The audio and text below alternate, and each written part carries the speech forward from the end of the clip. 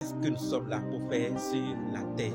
C'est la question que j'ai posée à un grand frère lorsque j'ai eu la chance de discuter avec lui. Et vous savez ce qu'il m'a répondu? Il m'a dit, nous sommes là pour deux choses. La première, c'est d'être reconnaissant envers ceux qui nous ont aidés à avoir ou à être ce que nous sommes actuellement, peu importe la situation. Pour certains, c'est leurs ennemis. Donc, à être reconnaissant aussi envers nos ennemis, ceux qui nous ont refusé des choses, ceux qui nous ont insultés, ceux qui nous ont critiqués, à être reconnaissant envers eux parce qu'ils ont été un carburant pour nous.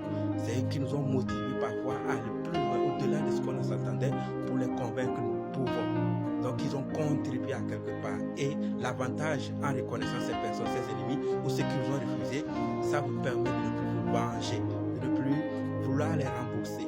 Vous les verrez comme des gens que Dieu a mis sur votre chemin pour vous propulser, pas comme des ennemis qui ont refusé de vous aider. Et ça vous libérera parce que, comme je l'ai dit, la manière dont on se prend pour parler à quelqu'un lorsqu'on est reconnaissant, c'est différent par rapport à la manière dont on veut lui parler si on n'est pas reconnaissant. Donc, le ton et la douceur n'est plus la même chose. Donc, la première des choses est d'être reconnaissant envers ceux qui nous ont aidés à être là où nous sommes ou à avoir ce que nous avons. Et la deuxième des choses qui m'a répondu, c'est d'aider ceux qui sont en bas de nous. Donc, vous êtes reconnaissant envers ceux qui vous ont aidé. Et la deuxième, c'est d'aider ceux qui sont en bas de vous à atteindre là où ils veulent atteindre. Pas là où vous voulez atteindre. Le plus souvent, certains cherchent du travail à leurs petits frères, à leurs enfants, dans le domaine qu'ils veulent, pas ce que l'enfant veut ou l'inférieur veut.